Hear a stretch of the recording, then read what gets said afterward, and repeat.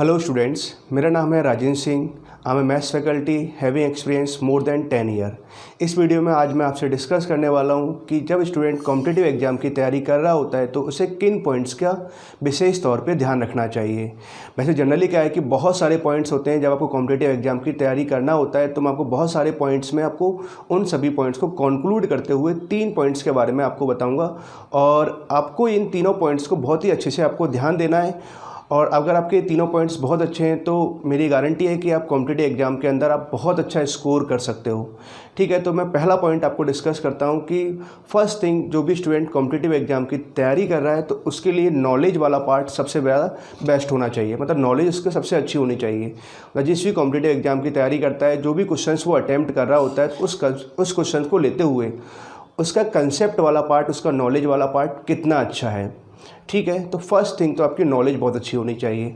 But क्या होता है कि कॉम्पिटिटिव एग्जाम के अंदर नॉलेज ही अनफ नहीं होता, मतलब ये सफिशिएंट नहीं है। आपने ऐसे बहुत सारे स्टूडेंट्स को देखा होगा कि जिनकी नॉलेज बहुत अच्छी होती है बट क्या है कि वो फिर भी एग्ज़ाम के अंदर क्वालिफाई नहीं कर पाते। तो उसका कोई ना कोई तो रीज़न होगा। तो उसका रीज़न क्या होता है? तो उनका रीज़न होता है कि जो सेकंड पॉइंट में मैं आपको बताने वाला हूँ, स्पीड। क्योंकि स्टूडेंट्स की क्या नॉलेज तो बहुत अच्छी है बट क्या है कि उसकी स्पीड उतनी अच्छी नहीं है। और स्पीड अच्छी ना होने की वजह से क्या होता है कि एग्जाम के अंदर जो 1 आवर का या 3 आवर्स का जो ड्यूरेशन होता है उसमें वो अच्छे से वेल परफॉर्म नहीं कर पाता। तो स्टूडेंट्स, आपकी नॉलेज वाला पार्ट जो बहुत ही इसेंशियल है वो अच्छा होना चाहिए। Second point, knowledge not enough, आपको स्पीड भी आपकी बहुत अच्छी होनी चाहिए।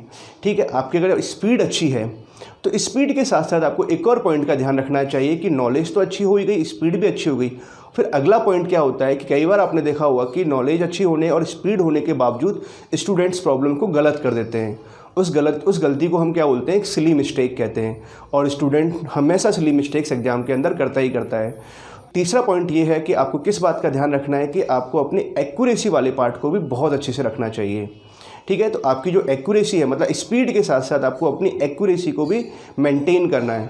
अगर मान लो आपकी स्पीड अच्छी हो गई और आपने एक्यूरेसी अच्छी रखी, एक्यूरेसी का मतलब क्या हुआ कि आपने जिस प्रॉब्लम को आपने अटैम्प्ट किया तो आपने विद इन टाइम और एकदम सही अटैम्प्ट किया। ठीक है स्टूडेंट्स, आई होप आपको तीनों पॉइंट समझ में आए होंगे। तो फर्स्ट पॉइंट नॉलेज, वो ऑब्वियस सी बात है, एसेंशियल पॉइंट है, बहुत ही एक विशेष पॉइंट है ना, आपको ध्यान रखना चाहिए। नॉलेज अच्छी होनी चाहिए। सेकेंड थिंग, आपका स्पीड वाला पार्ट है ना, वो बहुत अच्छा होना चाहिए। थर्ड थिंग, नॉलेज और स्पीड के साथ साथ आपकी एक्यूरेसी बहुत अच्छी होनी चाहिए। तो स्टूडेंट्स, अगर आप इन तीनों पॉइंट्स को बहुत अच्छे से आप ध्यान में रखते हो तो आपका जो कॉम्पिटिटिव एग्जाम है उसमें आप बहुत अच्छा परफॉर्म करोगे। आपको ये तीनों बातें आपको समझ में आई होंगी और मैं आपसे यही एक्सपेक्ट करूँगा कि जब भी आप कॉम्पिटिटिव एग्जाम की तैयारी कर रहे हो तो इन तीनों पॉइंट्स को आप अच्छे से अप्लाई करिए while attempting the any questions. किसी भी क्वेश्चंस को जब आप अटैम्प्ट कर रहे होते हैं तो इन तीनों पॉइंट्स का आपको बहुत ध्यान रखना है। ठीक है, जैसे आप घर में होते हो तो क्या करते हो, कोई भी क्वेश्चंस को बहुत ही आराम से सॉल्व करते हो। ठीक है, बहुत ज़्यादा टाइम ले लेते हो। बट एग्जाम के अंदर तो आप आराम से सॉल्व नहीं करते हो ना, उसको तो आपको हार्डली 30 सेकेंड 40 सेकेंड्स या 1 मिनट में ही कंप्लीट करना होता है। तो डियर स्टूडेंट्स, आपको ये तीनों पॉइंट्स का बहुत ज़्यादा ध्यान रखना है। ठीक है, अपना नॉलेज, अपनी स्पीड एंड अपनी एक्यूरेसी।